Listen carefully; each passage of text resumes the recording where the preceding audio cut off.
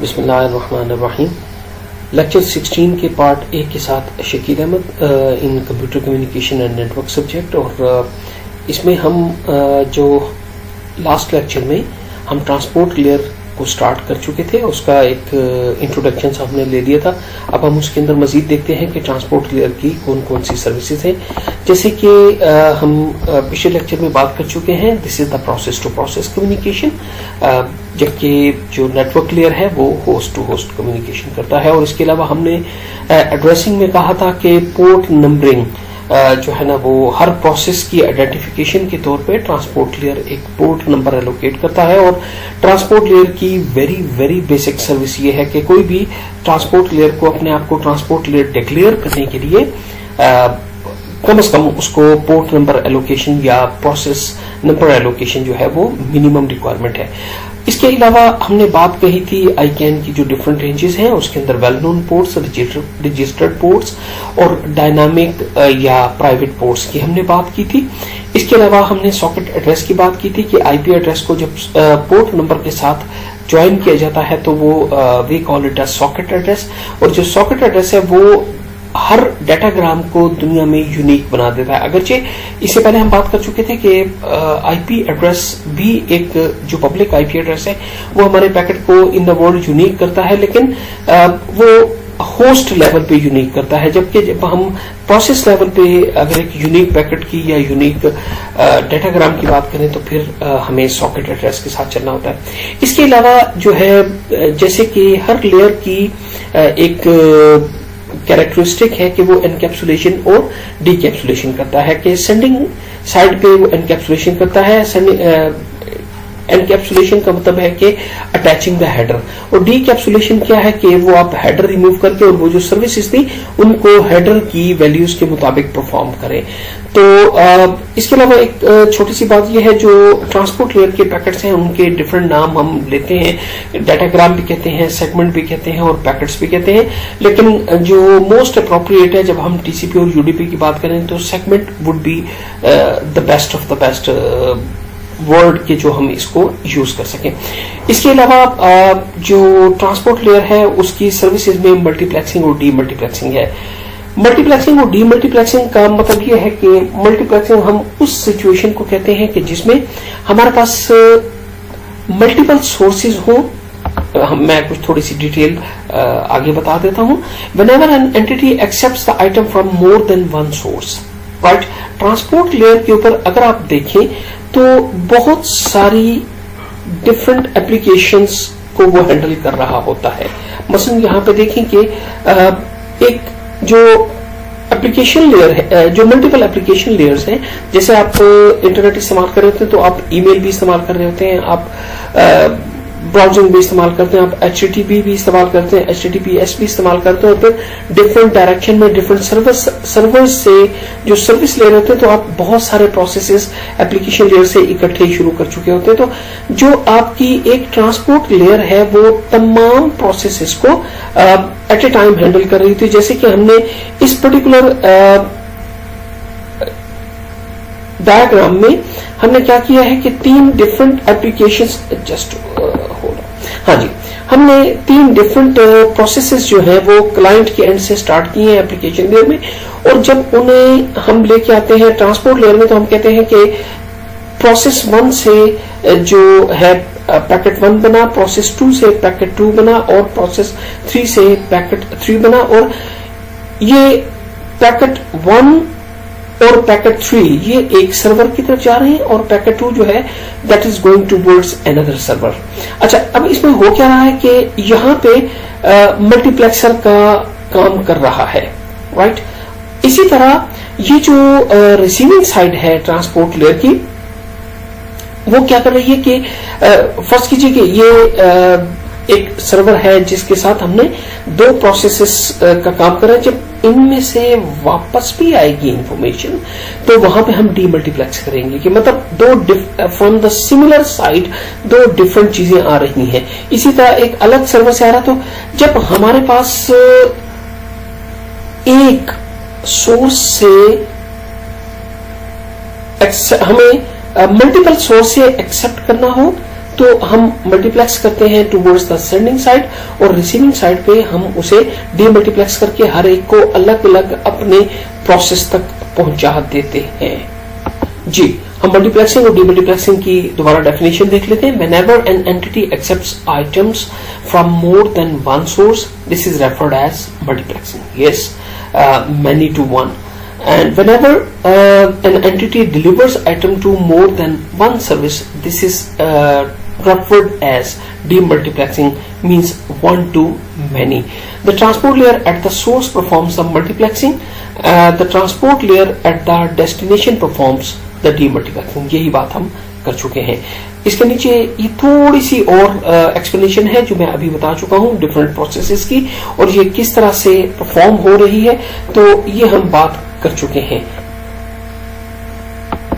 इसके अलावा transport layer के ऊपर जो सर्विसेज हैं उसके अंदर फ्लो कंट्रोल का तस्वर है, और हमें पता है कि फ्लो कंट्रोल हमें कब चाहिए होता है, जब हमारे पास अगर सोर्स से डाटा ज्यादा आ रहा हो, if the items are produced faster than can be consumed, तब हमें फ्लो कंट्रोल की जरूरत पड़ती है। ये एक छोटी सी एक एग्जांपल है पुशिंग एंड पुलिंग की, हम उसे पहले डिस्कस कर रहे थे। मैं इस डायग्राम को थोड़ा बड़ा कर लेता हूं और उसके बाद हम इस आइडिया को बेहतर तरीके से एब्जॉर्ब कर सकेंगे। जी, नॉर्मल लाइफ की एक एग्जांपल देखिए कि अगर फर्ज कीजिए कि कोई भी आइटम है, हम डाटा से हट के भी चले जाते हैं, अगर कोई भी आइटम है, से फॉर एग्जांपल कोई एक जिंदगी में हम इस्तेमाल की चीज को देख लेते हैं, से फॉर एग्जांपल घी की बात कर लेते हैं, ऑयल की बात कर लेते हैं। अगर कोई एक प्रोड्यूसर ऑयल प्रोड्यूस कर रहा है ज्यादा, जबकि कंज्यूमर कम इस्तेमाल कर रहा है, मींस कि इसके पास स्टॉक बढ़ता जा रहा है, वो क्या करेगा?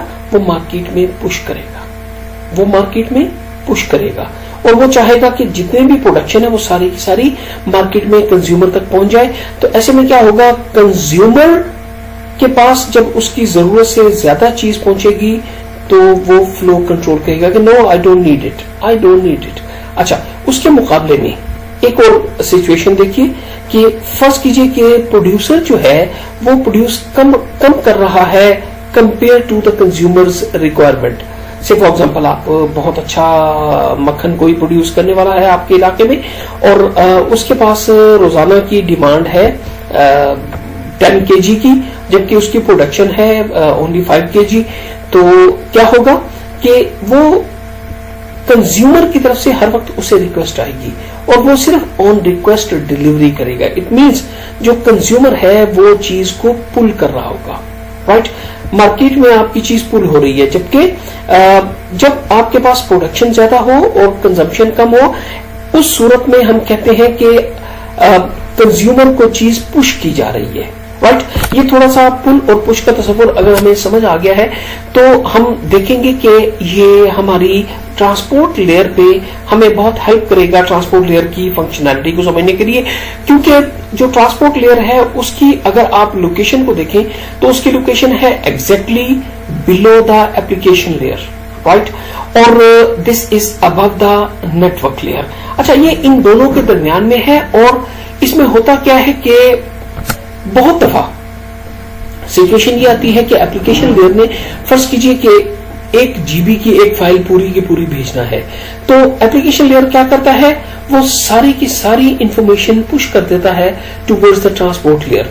अब ट्रांसपोर्ट लेयर को मालूम है कि जो नेटवर्क लेयर उसके अंडर है वो तो एक स्मॉल पैकेट्स की सूरत में छोटे छोटे पीसेस में लेती है, लिहाजा अब जो ट्रांसपोर्ट लेयर के लिए प्रॉब्लम है वो ये है कि उसे वो सारे का सारा डाटा अपने पास लेना है, फिर उसे अपने पास स्टोर करके उसके छोटे छोटे चंक्स बना के, उसके छोटे छोटे डाटाग्राम्स बना के, या उसके जितने भी छोटे पीसेस हैं जो एक्सेप्टेबल हो नेटवर्क लेयर को। जैसे कि हम पहले कह चुके हैं कि नेटवर्क लेयर में राउटर एक खास साइज से बड़ा पैकेट हैंडल नहीं कर सकता, लिहाजा उसे जब डिफरेंट राउटर्स में से गुजरना है तो ऐसा नहीं कि 1 GB का एक पैकेट जा रहा हूं। पैकेट हमारा अमूमी तौर पे कोई 1000 बाइट के इर्द गिर्द ही होता है, इन एवरेज बल्कि इससे भी छोटा होता है। वो मैक्सिमम साइज में आपको बता रहा हूं कि 1000-1200 बाइट तक के जो पैकेट्स हैं वो बड़े से बड़े होते हैं। तो होता क्या है कि ऐसे में ट्रांसपोर्ट लेयर को जो सबसे बड़ी मुश्किल होती है वो ये है कि application layer as a boss सारे का सारा डाटा पुश कर देता है टुवर्ड्स द ट्रांसपोर्ट लेयर। तो ट्रांसपोर्ट लेयर उसे मैनेजेबल करने के लिए फॉर द नेटवर्क लेयर और सब्सिक्वेंटली जो फ्रेम्स हैं उनके साइज के मुताबिक करने के लिए वो क्या करता है, उसके मैनेजेबल पैकेट्स बनाता है। इट मींस उसे होल्ड करना पड़ता है। होल्ड करने के लिए हम आगे चल के देखेंगे we need a buffer. In the similar situation, जब ट्रांसपोर्ट लेयर रिसीविंग एंड पे होती है तो ट्रांसपोर्ट लेयर रिसीविंग एंड पे उसके साथ ऐसा होता है कि नेटवर्क लेयर के पास एक एक पैकेट करके आता जाता है और वो जो एक पर्टिकुलर एप्लीकेशन की चीजें हैं वो उसके पास थोड़ी थोड़ी आती जा रही होती हैं। अब उसे वो भी होल्ड करना है, क्योंकि एप्लीकेशन लेयर जो है वो पुल करता है जब उसे चाहिए हो। एप्लीकेशन लेयर उसको पुल करेगा जब उसे चाहिए होगा, अदरवाइज उस वक्त तक उसको होल्ड करना है। लिहाजा अगर एक ट्रांसपोर्ट लेयर, जो कि हम आम जिंदगी में देखते हैं कि एक ट्रांसपोर्ट लेयर जो आपके लैपटॉप में है या किसी भी आपके नोड में है, उस ट्रांसपोर्ट लेयर को सेंडिंग और रिसीविंग के दोनों काम करना पड़ते हैं। ऐसा नहीं है कि सेंडिंग की ट्रांसपोर्ट लेयर कुछ और है और रिसीविंग की कुछ और है। इट मींस कि जो ट्रांसपोर्ट लेयर है उसको पुश का भी सामना है, उसको पुल का भी सामना है। पुल जब करेगा एप्लीकेशन लेयर तो उस वक्त तक उसके पुल करने तक उसे वेट करना है, अपने पास चीजों को इकट्ठा करें। जो नेटवर्क लेयर से कंटिन्यूसली छोटे पैकेट्स आ रहे हैं तो एप्लीकेशन लेयर की डिमांड तक उसे वो होल्ड करेगा और अपने पास उसे सीक्वेंस में रखेगा, उन चीजों को सॉर्ट करके रखेगा ट्रांसपोर्ट लेयर। और मतलब ट्रांसपोर्ट लेयर अगर रिस्पॉन्सिबिलिटी वाइज देखें तो it's a very tricky and the typical job of the transport layer. और हमारे यहाँ जो डाटा कम्युनिकेशन में बहुत ही इंपॉर्टेंट रोल है वो इसी का है, जो इंश्योर करता है, गारंटी करता है आपके डाटा को उसके एग्जैक्ट एंड तक पहुंचाने के लिए। गारंटी यही करता है ट्रांसपोर्ट लेयर। जो नेटवर्क लेयर है वो तो हम पहले ही कह चुके हैं कि वो रिलायबल नहीं है, वो क्वाइट अनरिलायबल सर्विस प्रोवाइड करता है। तो उसको रिलायबल बनाना जो है वो ट्रांसपोर्ट लेयर का काम है। और ट्रांसपोर्ट लेयर हमेशा दो एंड्स पे बैठती है और दोनों एंड्स आपस में ट्रांसपोर्ट लेयर पे एक यूं समझते हैं कि एक लॉजिकल लिंक या एक टेलीफोन कॉल के ऊपर होते हैं और ये मुसलसल देख रहे होते हैं कि क्या चीज पहुंची और क्या चीज नहीं पहुंची। तो पुश और पुल के तस्वर के साथ हम देखते हैं कि हमें जो है जो फ्लो कंट्रोल है उसमें पुश एंड पुल का जो तस्वर है वो बहुत रोल प्ले करेगा हमारे लिए। तो मैं क्विकली इसको रीड आउट कर लेता हूं। Whenever an entity produces the items and another entity consumes them, there should be a balance between the production and the consumption. If the items are produced faster than they can be consumed, the consumer can be overwhelmed and may need to discard some of the item. अच्छा, अब हम यही देख रहे हैं कि अगर मेरे पास ज्यादा चीजें आ जाएंगी जो मैं संभाल नहीं सकता तो मुझे डिस्कार्ड करना पड़ेगी। तो डिस्कार्ड करने से बचाने के लिए हम क्या करते हैं कि बफर्स लगाते हैं, मेमोरी लोकेशंस लगाते हैं। If the items are produced more slowly than they can be consumed, the consumer must wait and the system become less efficient. तो फ्लो कंट्रोल जो है हमें हमेशा फर्स्ट केस में चाहिए होता है जिसमें कि हमारे जो प्रोडक्शन है वो फास्टर हो और कंजम्पशन जो है वो स्लोअर हो। इसी तरह पुश और पुल का जो तस्वर है ये मैंने पूरा आपको बता दिया है। मैं ये if the sender delivers item whenever they are produce without a prior request from the consumer, तो क्या होगा, आपको पुश करना पड़ेगी। And if the producer delivers the items after the consumer has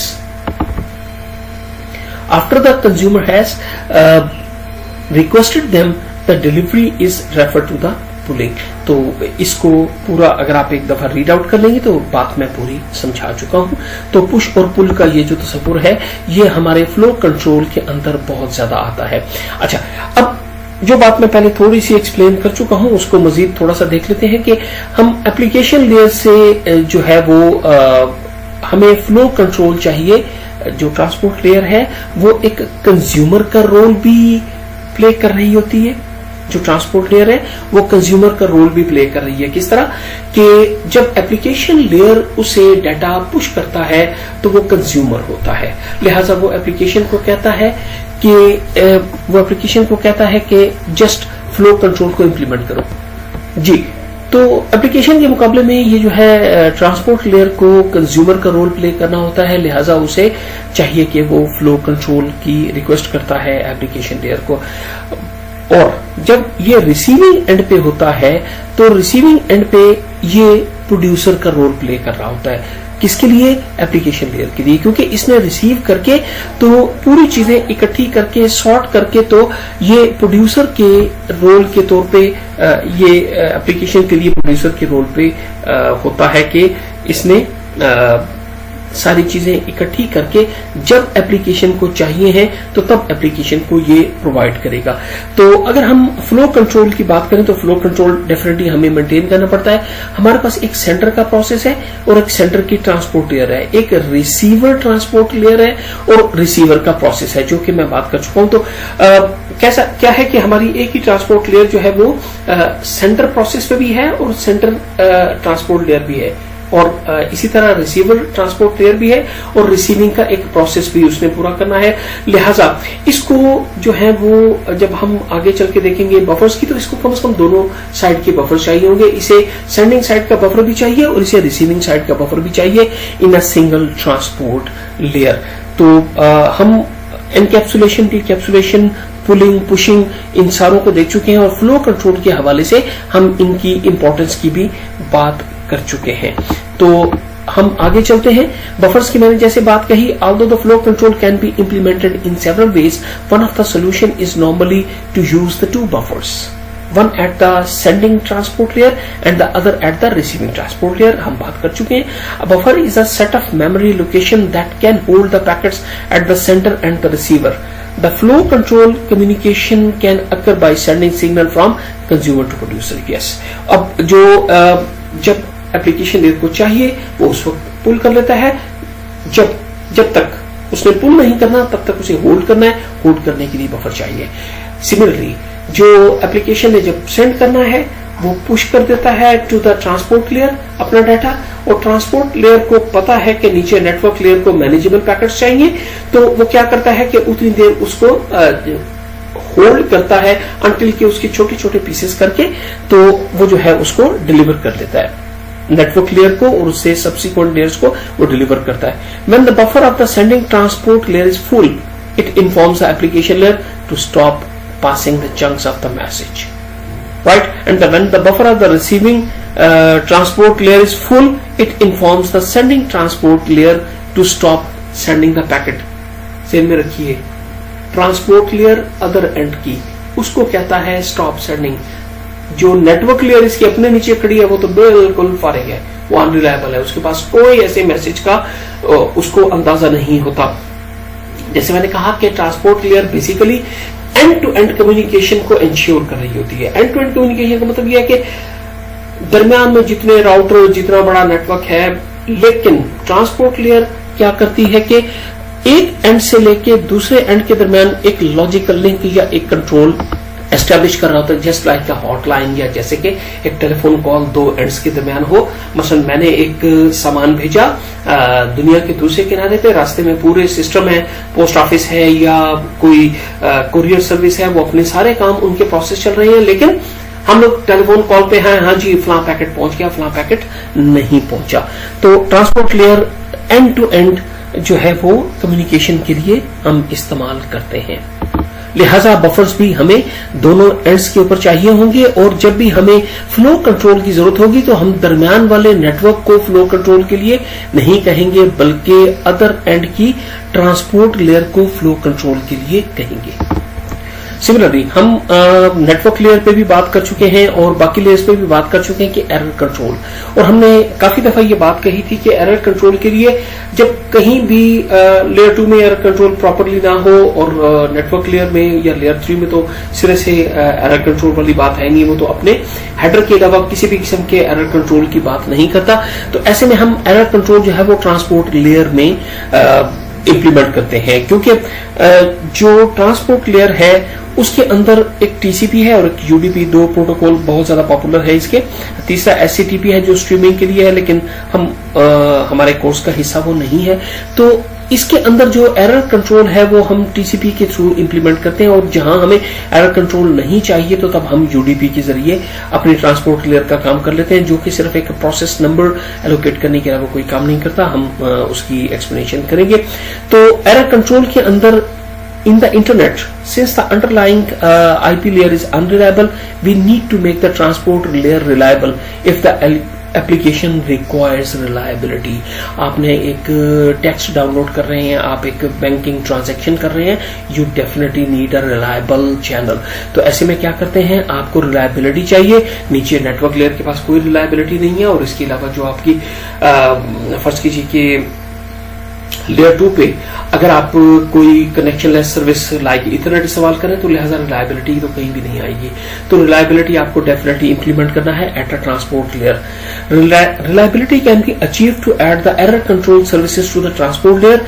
error control at the transport layer is responsible for 4 jobs. Number 1, detecting and discarding the corrupted packets, keeping the track of lost and the discarded packets and resending them, recognizing the duplicate packets and discarding them, buffering out of order packets until the missing packet arrives. Yes, यही बात मैंने कही थी कि आप देखिए कि सबसे पहले तो इसका काम है कि वो डिटेक्ट करके कौन से करप्टेड पैकेट मेरे पास आ गए हैं, राइट। और अगर दरमियान में कुछ पैकेट नहीं आए, अगर कोई नहीं आए, तो ये जो है या लॉस्ट हो गए या इसने भेजा और इसे उनकी एक्नॉलेजमेंट नहीं आई, तो ये इसने रीसेंड करने हैं। आप देखिए कि ये बहुत हद तक जो हमारा HDLC था, जो रिलायबल लेयर 2 का फंक्शन था, ये बिल्कुल उस जैसा है।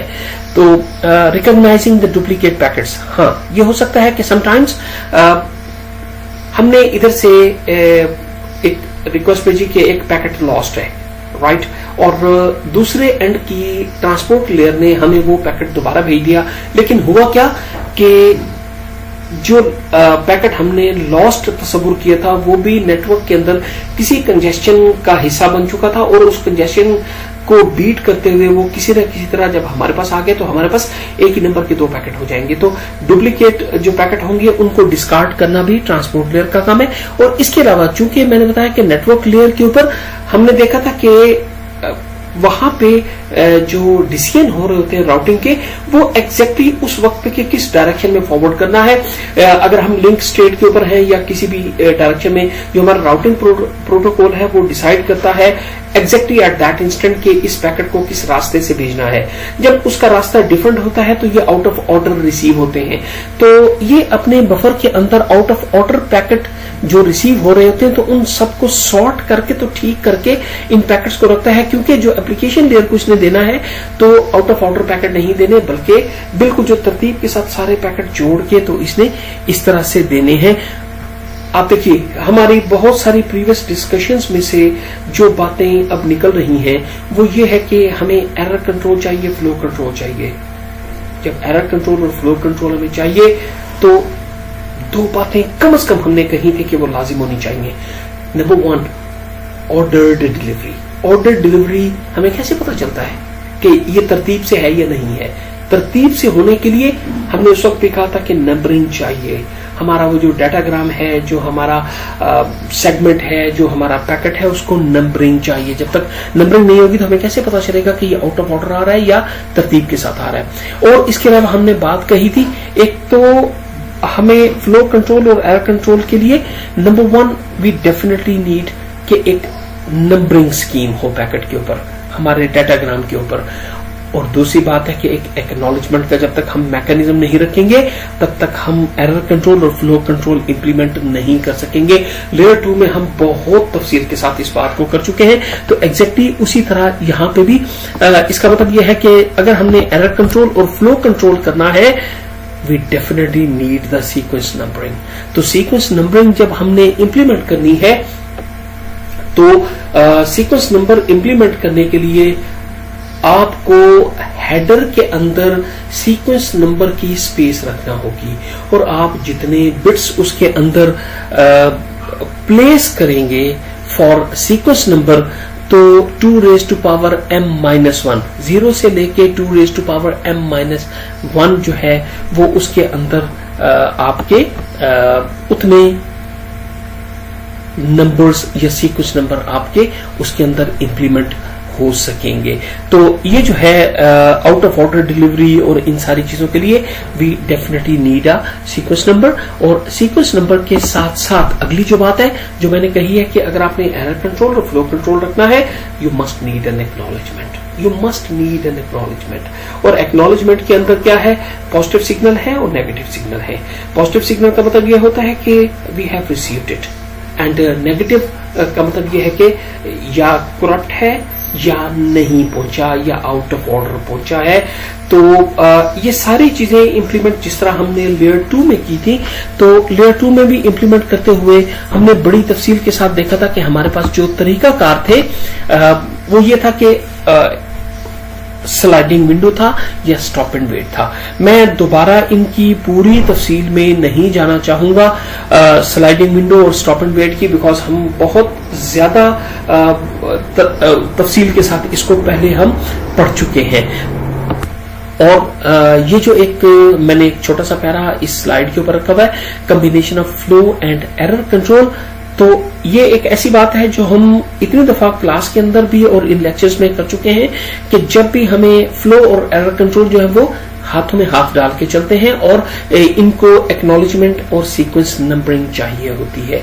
तो इसके अलावा स्लाइडिंग विंडो की बात कर ली थी, और हमने कनेक्शन ओरिएंटेड और कनेक्शन लेस की बात तो हम इतनी दफा कर चुके हैं कि हमें मजीद इसमें तफसील में जाने की जरूरत नहीं है। सिर्फ इतनी सी बात कह के इस बात को, इस पर्टिकुलर पॉइंट को मैं खत्म करूंगा कि कनेक्शन ओरिएंटेड हम उस कनेक्शन कम्युनिकेशन को कहते हैं जिसके अंदर पहले हम कनेक्शन एस्टेब्लिश करते हैं, उसके बाद डाटा कम्युनिकेट करते हैं और उसके बाद कनेक्शन को टियर डाउन करते हैं। और कनेक्शन लेस वो है कि जिसके अंदर हम डायरेक्टली सिंगल गो में डाटा को भेजना शुरू करते हैं, बजाय इसके कि पहले से हम एक कनेक्शन एस्टेब्लिश करें और बाद में उसे कनेक्शन को टियर डाउन करें। और ये हम कनेक्शन ओरिएंटेड कम्युनिकेशन वहां करते हैं जहां पे हमें बहुत ही रिलायबल सर्विस चाहिए हो, जस्ट लाइक कि हम टेलीफोन कॉल जैसे करते हैं। और हम कनेक्शन लेस वहां पे करते हैं जहां पे हमें रिलायबिलिटी को हमारा बहुत बड़ा कंसर्न ना हो, just like you just send an SMS। तो ये हम कनेक्शन ओरिएंटेड और कनेक्शन लेस की जो बात है इसको खासी तफसील से बहुत दफा कर चुके हैं। और अब आगे हम देखेंगे कि जो ट्रांसपोर्ट लेयर के दो प्रोटोकॉल्स हमने करना है, उनके अंदर TCP जो है, एक TCP और UDP, इन दो को हमने करना है। और TCP is a connection oriented and the UDP is the connection less. हम पहले UDP करेंगे, it's simple and light weight protocol. तो उसको करने के बाद हम फिर TCP की तरफ जाएंगे। तो हम लोग देखते हैं कनेक्शन ओरिएंटेड और कनेक्शन लेस को। स्लाइडिंग विंडो का जब हम डिस्कशन कर रहे थे तो हमने उसके अंदर गो बैक एन को पढ़ा, तो एग्जैक्टली वही चीजें एज इट इज यहाँ पे होंगी। और स्टॉप एंड वेट के अंदर हमारे पास जो नंबरिंग स्कीम है वो सिर्फ 2 डिजिट्स पे मुश्तमिल होगी। और जब स्लाइडिंग विंडो में होंगे तो एक तो हमें डिपेंड करता है कि कितने पैकेट इन ट्रांजिट रखेंगे, और इसके अलावा जो एरर कंट्रोल जो है उसके लिए, फ्लो कंट्रोल के लिए हमने नंबर ऑफ पैकेट्स का और वो बफर के साइज के मुताबिक रखते थे। और जो एरर कंट्रोल है उसके लिए हमने जो भी स्कीम अपने अंदर इंप्लीमेंट करेंगे कि गो बैक एन होगी या सिलेक्टिव रिजेक्ट वाली, तो अमूमी तौर पे गो बैक एन जो है वो इसके अंदर इस्तेमाल की जाती है। तो now we just move to directly to the transport protocols. जी, ट्रांसपोर्ट प्रोटोकॉल्स के लिए we are moving towards the chapter 24 of the Behrouz Forouzan. और इसके अंदर ट्रांसपोर्ट प्रोटोकॉल्स में बुनियादी तौर पे 3 प्रोटोकॉल्स हैं, लेकिन हम लोगों ने जो इस कोर्स के अंदर हमारे लिए 2 जो प्रोटोकॉल्स डिफाइंड हैं जो हमने पढ़ना है, number 1 is UDP and number 2 is TCP। जो UDP है that is connection less and simple protocol, light weight है। और TCP जो है वो कनेक्शन ओरिएंटेड है, हैवी वेट है, but very very reliable. UDP is unreliable. हम एक बात यहाँ पे किसी भी डिटेल में जाने से पहले मैं थोड़ी सी कर दूं कि अगर UDP अनरिलायबल है तो वो क्यों है हमारे पास, और TCP अगर रिलायबल है तो हमारे पास क्यों है। एक छोटी सी चीज देखिए, रिलायबल वो चीज है कि जिसमें अगर कोई चीज स्किप हो जाए, कोई मिस हो जाए, तो हम उसे दोबारा कॉल करते हैं। अनरिलायबल ये है कि जो गुजर गया सो गुजर गया है, एसएमएस आपके पास नहीं पहुंचा ना पहुंचे, राइट। और अगर आप थोड़ा सा ना आज की दुनिया में देखिए कि लाइव स्ट्रीमिंग पे अगर आप हैं, अगर आप लाइव स्ट्रीमिंग कर रहे हैं, तो जब हम लाइव स्ट्रीमिंग कर रहे होते हैं तो लाइव स्ट्रीमिंग के अंदर हमें जो एक सीन गुजर गया उसको रिपीट करने की जरूरत नहीं होती। लिहाजा हम क्या करते हैं कि लाइव स्ट्रीमिंग या लाइव वॉइस मैसेजिंग अगर हम कर रहे हैं, तो जो चीज दरमियान में कोई पैकेट अगर ड्रॉप हो गया है तो वो पैकेट अब हमें दोबारा नहीं चाहिए।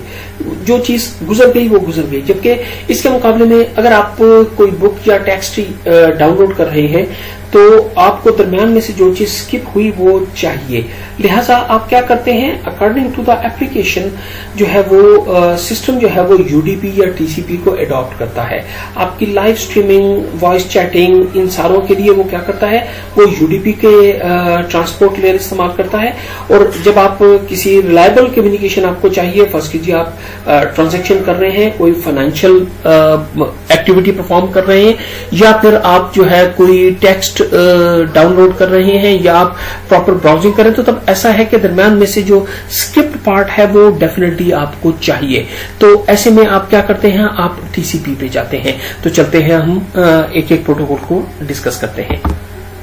This diagram should be very well known to you. अगर आप देखिए कि फिजिकल लेयर और इसके ऊपर आपने लैन और वैन के प्रोटोकॉल्स पढ़े, और यहाँ पे आप नेटवर्क लेयर पे हमने आईपी पढ़ा, आईसीएमपी और आईजीएमपी की सिर्फ हम थोड़ी सी बात और एआरपी की थोड़ी सी बात करके आगे चले गए थे।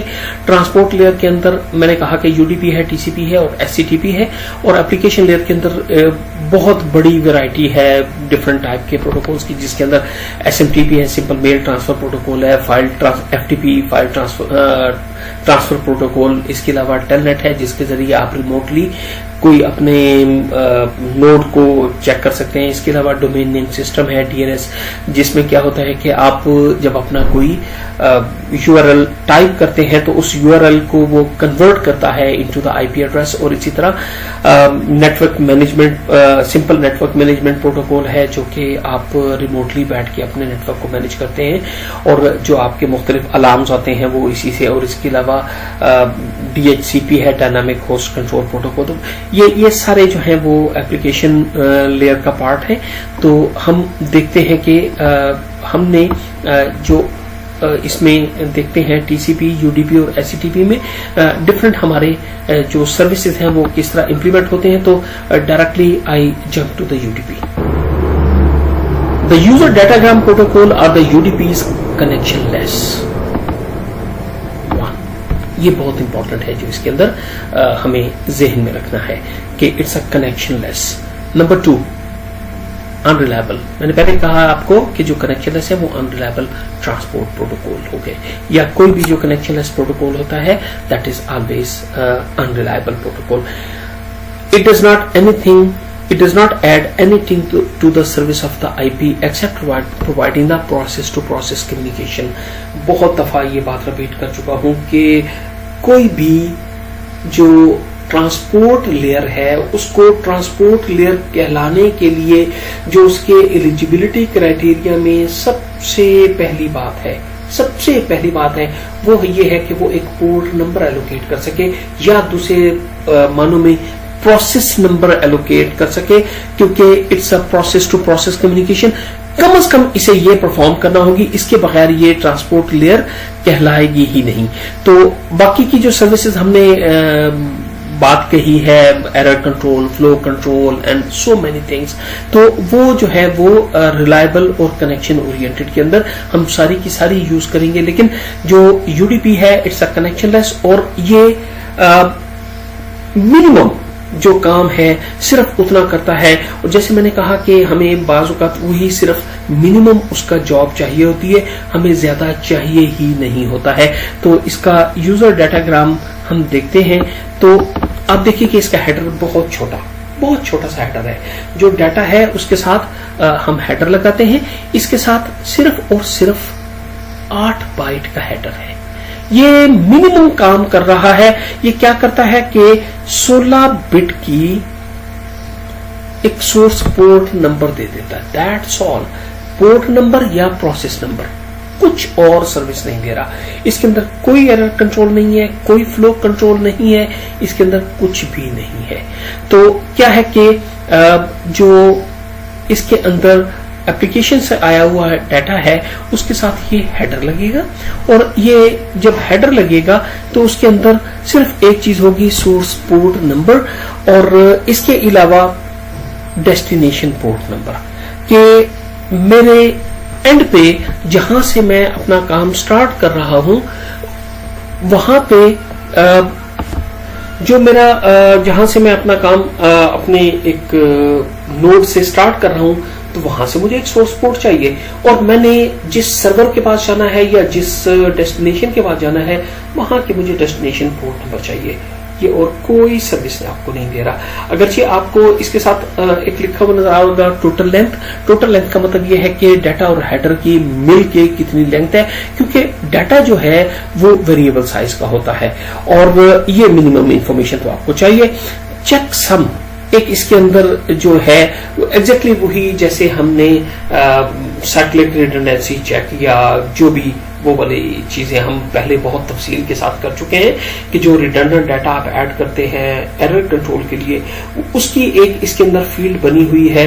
बट आई टेल यू कि अभी तक जितने भी सिस्टम्स देखे हैं उनमें ये चेक सम वाला जो काम है वो हम परफॉर्म नहीं करते। जब हमें रिलायबिलिटी नहीं चाहिए, हमें सिर्फ और सिर्फ कम्युनिकेट करना है, तो फिर चेक सम किस चीज के लिए? चेक सम तो हम जिस चीज का करते हैं तो उसे अगर वो चाहिए तो हम दोबारा कॉल करते हैं। इसके अंदर और दोबारा कॉल करने वाली कोई सिचुएशन नहीं है। तो एक चेक सम का इसके अंदर फील्ड रखा हुआ जरूर है, लेकिन अमूमी तौर पे ये डिसेबल है। अप्रोक्सीमेटली इन ऑल सिचुएशंस इसको जो है वो डिसेबल रखा जाता है। अगर कहीं वेरी स्पेशली ये चाहिए हो तो शायद इसे वो कर लिया जाए, एनेबल कर दिया जाए, अदरवाइज ये डिसेबल है। तो अगर आप देखें तो इसके अंदर जो मिनिमम रिक्वायरमेंट है वो पोर्ट नंबर की है, सोर्स का पोर्ट नंबर, डेस्टिनेशन का पोर्ट नंबर, और इसके अलावा टोटल लेंथ कि जी वेरिएबल साइज का डाटा जब इसके साथ लगता है तो हमें हेडर की लेंथ तो पता है 8 बाइट है, लेकिन जो बाकी बाइट्स हैं वो कितनी इसके साथ लगी हुई है। जो मिनिमम से मिनिमम रिक्वायरमेंट है सिर्फ वो इसके अंदर प्लेस की गई है। तो दिस इज यूडीपी, और मैंने कहा कि अमूमी तौर पे हम इसे लाइव स्ट्रीमिंग के लिए इस्तेमाल करते हैं, क्योंकि लाइव स्ट्रीमिंग में हमें डाटा दोबारा कॉल नहीं करना होता। तो हम यूडीपी की सर्विसेज देखते हैं। नंबर 1 ये आपको प्रोवाइड करता है प्रोसेस टू प्रोसेस कम्युनिकेशन। देखिए जब सॉकेट बन गई, जब पोर्ट नंबर लग गया तो आपका प्रोसेस टू प्रोसेस कम्युनिकेशन हो गई। और चूंकि आप इसको प्योरली कनेक्शन लेस के लिए इस्तेमाल करते हैं तो आप पहले कोई भी आपका ऐसा इसके अंदर बंदोबस्त नहीं है कि आप पहले कनेक्शन एस्टैब्लिश करें। तो ये कनेक्शन लेस सर्विस देता है, और जिसके अंदर आप सिर्फ सोर्स पोर्ट और जो है इसके अंदर और डेस्टिनेशन पोर्ट देते हैं। Flow control, there is no flow control. इसी तरह एरर कंट्रोल, इसके अंदर एरर कंट्रोल के लिए एक चेकसम की फील्ड है, राइट? इसके अंदर एक चेकसम की फील्ड है, लेकिन जो है वो अमूमी तौर पे उसे डिसेबल रखा जाता है, और अगर कहीं चाहिए हो तो हम इसे एनेबल कर देते हैं।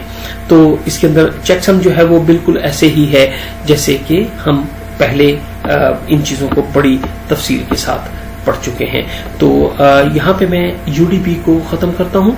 यूडीपी बहुत ही सिंपल सा प्रोटोकॉल है, कनेक्शनलेस है और अनरिलायबल है, और हम जैसे मैंने कहा कि हम लाइव स्ट्रीमिंग और जो वीडियो चैट है या ऑडियो चैट है तो उसके लिए हम इसे इस्तेमाल करते हैं। तो इसके बाद हमें टीसीपी पे जाना है। टीसीपी वाला टॉपिक थोड़ा लंबा है, तो मैं इसको यहीं पे ख़त्म करता हूँ, इस लेक्चर के पार्ट को, और अगले पार्ट में मैं टीसीपी करूंगा। और अल्लाह हाफिज जी, अस्सलाम वालेकुम।